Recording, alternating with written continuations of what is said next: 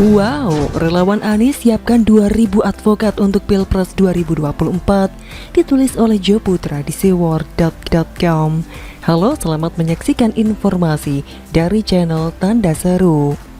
Relawan dan pendukung Gubernur Anies Baswedan yang tergabung dalam Aliansi Nasional Indonesia Sejahtera atau ANIS kemarin baru saja mendeklarasikan Anies for President 2024 di Gedung Juang 45 Jakarta Pusat.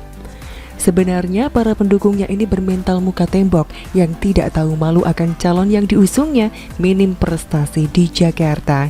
Tapi tak apalah, biar mereka bahagia untuk melampiaskan nafsu politik mereka. Alasannya mereka tak memiliki banyak figur yang bisa dibanggakan kecuali Anies yang masih memegang embel-embel sebagai DKI 1. Koordinator deklarasi Anies, Laode Basir, mengatakan bahwa Anies bukan hanya milik warga DKI Jakarta, melainkan sudah milik rakyat Indonesia. Untuk itu ia berharap aliansi ini akan menjadi wadah Anies Baswedan untuk berkeliling Indonesia sebagai langkah lanjutan setelah deklarasi demi menggaungkan Anies for Presiden. Oleh karenanya barisan relawan mengaku serius melaksanakan perjalanan ke seluruh daerah Indonesia dan telah menyiapkan tim hukum di berbagai daerah untuk mendukung Anies. Tim hukum Anies, Fayat, mengaku dirinya sudah bekerja sama dengan banyak advokat agar langkah Anies maju sebagai presiden berjalan mulus. Diharapkan nantinya tiap provinsi memiliki puluhan hingga 100 advokat. Fayat tak merinci jumlah dan daerah mana saja yang sudah siap memiliki tim hukum. Namun ia memperkirakan jumlah yang disiapkan sekitar 2000 advokat.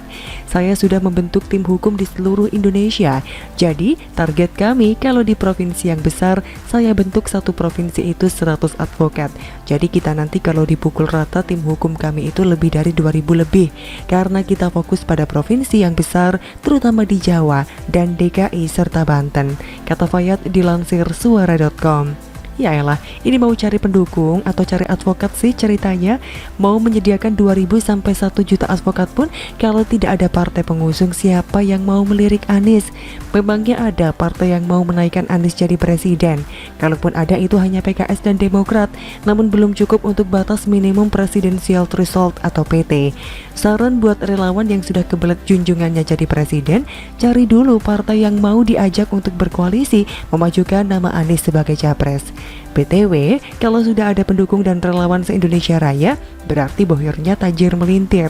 Yang sudah pasti cukong dari Indonesia Timur akan support habis-habisan anak emasnya supaya dapat menguasai negara ini kembali digenggam. Dan yang membagongkan saya, kenapa harus merekrut banyak advokat untuk sekedar menjual nama Anies Baswedan? Apa takut dicurangi seperti Om Wowo di Pilpres sebelumnya? Bagi saya, narasi untuk menyediakan ribuan pengacara adalah cara kaum sebelah yang suka mengibuli masyarakat Indonesia, khususnya kaum monaslimin yang mudah sekali ditipu daya oleh kelompok ini. Tapi kalau nggak ada Bani Kadrun, perpolitikan di tanah air akan sepi dan membosankan. Bukan begitu, Ahi dan Uhti? Lebih lanjut, Laode Basir mengungkapkan alasan kelompoknya mendukung Anies sebagai presiden karena rekam jejak Anies selama menjabat sebagai Gubernur dan Menteri Pendidikan dan Kebudayaan. Basir menilai Anies memiliki karakter yang mumpuni sebagai seorang presiden jika terpilih. Saya mau ketawa lagi takut kelebihan dosa. Mantan Mendikbud hasil pecatan yang mengais jabatan menjadi Gubernur itu pun masih tidak memiliki prestasi yang membanggakan.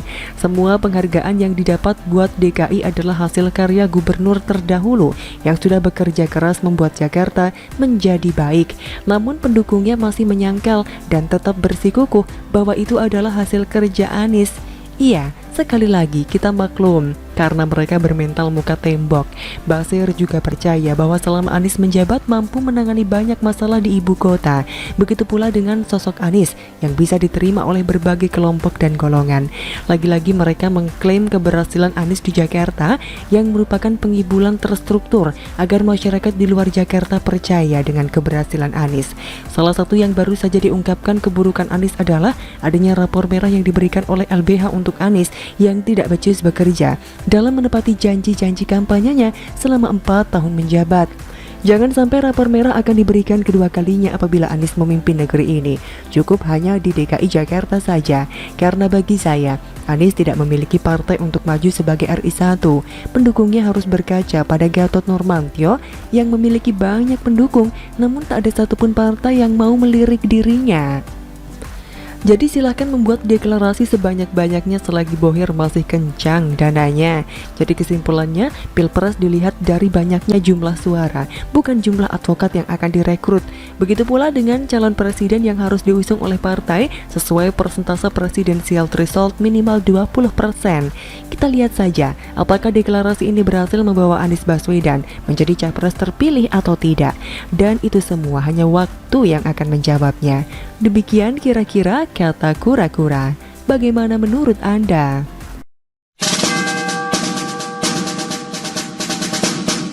Kala 10 orang kaya di Republik Indonesia, hanya satu beragama Islam.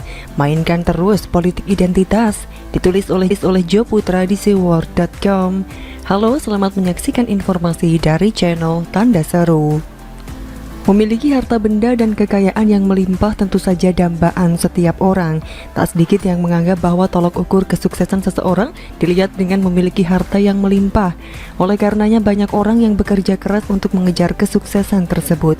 Kita juga bisa mengukur bahwa tanah, rumah, kendaraan, perhiasan, dan uang menjadi materi berharga yang kerap menjadi simbol kejayaan maupun kekayaan seseorang. Dengan begitu banyak orang di luar sana yang ingin mengharapkan kekayaan akan mati-matian ataupun berlomba-lomba untuk mencari harta, entah dengan jalan yang benar maupun tidak. Namun perlu diingat, harta hanyalah titipan Tuhan. Harta itu ujian, bukan kebanggaan. Karena apabila Tuhan menginginkan seseorang jatuh miskin, maka semua akan terjadi menurut kehendaknya. Bicara kekayaan, mantan Wakil Presiden Yusuf Kala menyebut 10 orang kaya di tanah air hanya ada satu yang beragama Islam.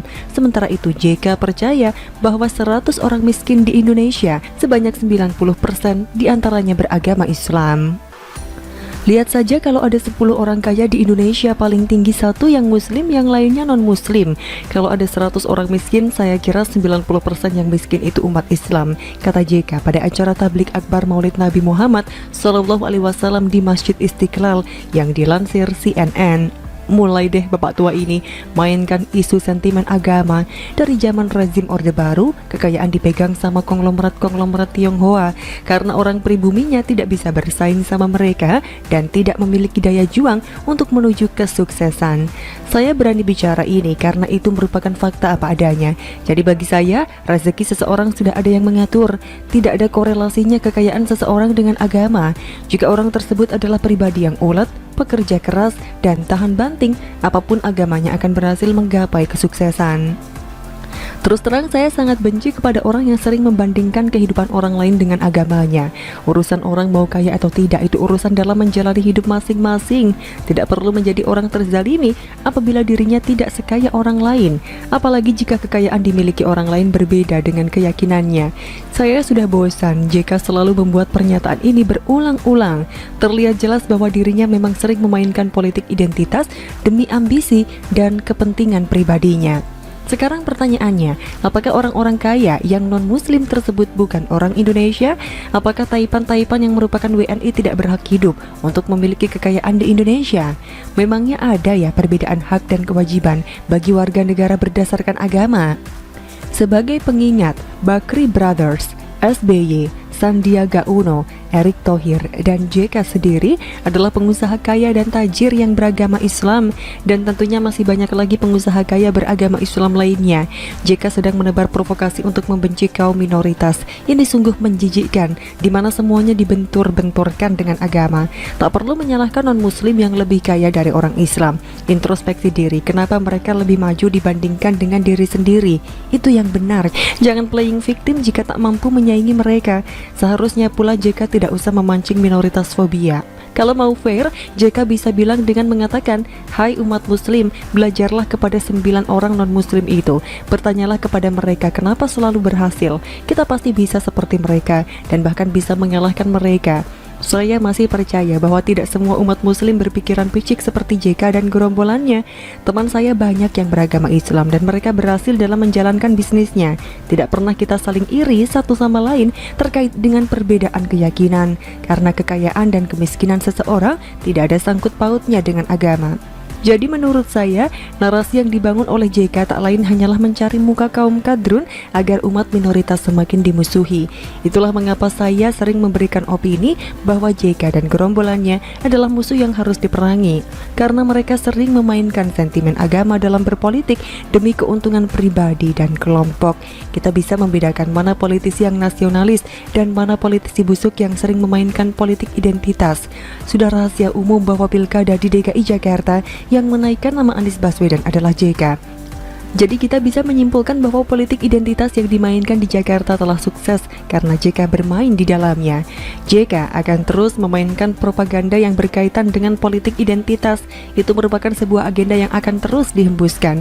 Mendapatkan dukungan luas dari kaum kadrun adalah tujuan utama JK meraih kesuksesan, karena JK tahu bahwa jalan politik yang dipakai dan mendapatkan keuntungan berlipat adalah memainkan sentimen agama.